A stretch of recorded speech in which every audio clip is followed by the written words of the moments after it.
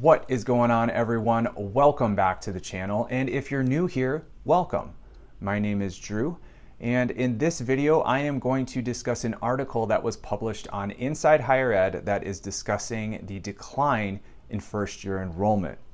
And so what higher ed institutions across the country are currently witnessing is a very steep decline in first-year enrollment, and something that we have not witnessed since COVID. And so while enrollment overall is up about 3%, there is a decline in first year enrollment over 5%. And when you compare that to last year, there was a 1% increase.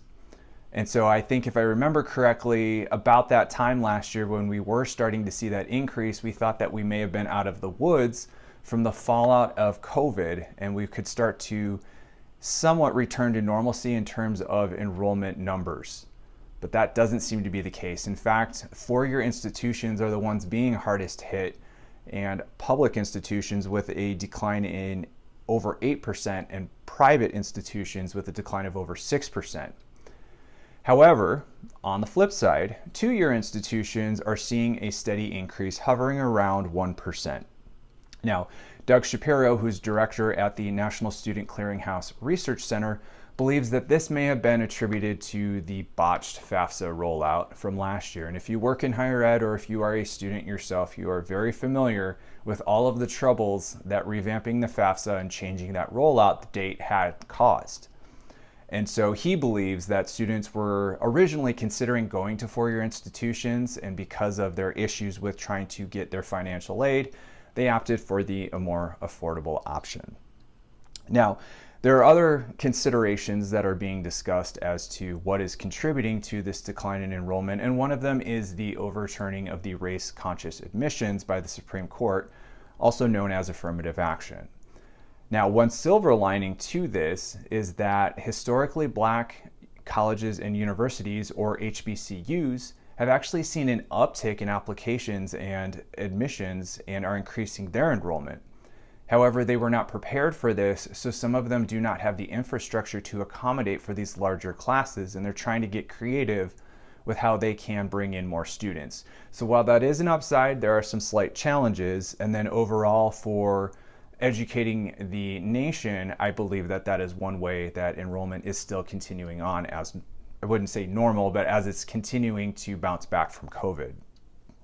Another factor that people are discussing is this enrollment cliff that we're approaching with declining high school graduates based on demographic changes. And this is something that Nathan Graw has talked about. We've talked about this a lot on this channel, and how 2025 was supposed to be a significant change, and there would be a complete drop off in the number of students who would be going to college.